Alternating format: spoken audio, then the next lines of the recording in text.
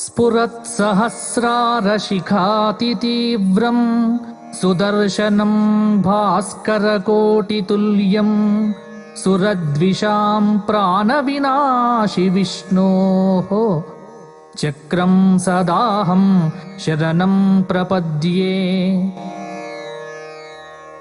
विष्णोर्मुखोत्थानिलपूरितस्य यस्य ध्वनिर्दानवदर्पहन्ता तं पाञ्चजन्यं शशिकोटिशुभ्रं शङ्खं सदाहं शरणं प्रपद्ये।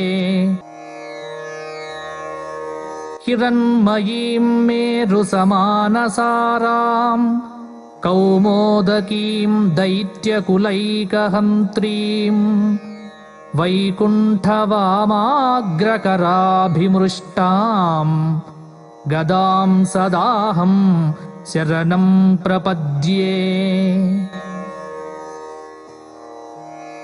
रक्षोऽसुराणां कठिनोऽग्रकण्ठच्छेदक्षरशोणितदिग्धदारं तं नन्दकं नाम हरेः प्रदीप्तं खड्गं सदाहं शरणं प्रपद्ये।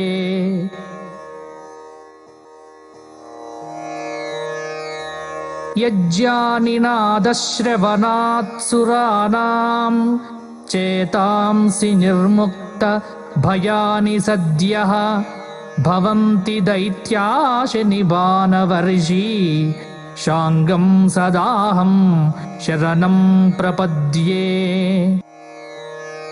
इमं हरेः पञ्चमहायुधानां स्तवं पठेद्योऽनुदिनं प्रभाते समस्तदुःखानि भयानि सद्यः पापानि नश्यन्ति सुखानि सन्ति।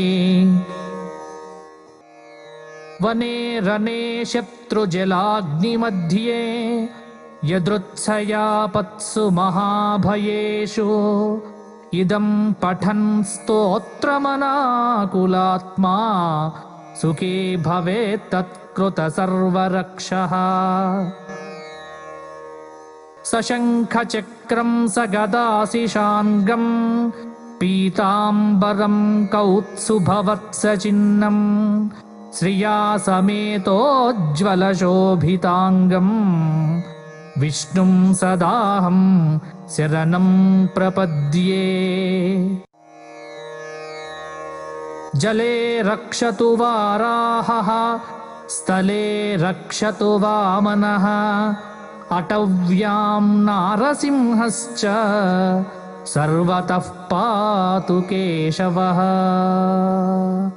इति श्री परमहंस परिव्राजकाचार्य श्रीमच्छङ्कराचार्य विरचितं पञ्चायुधस्तोत्रं सम्पूर्णम्।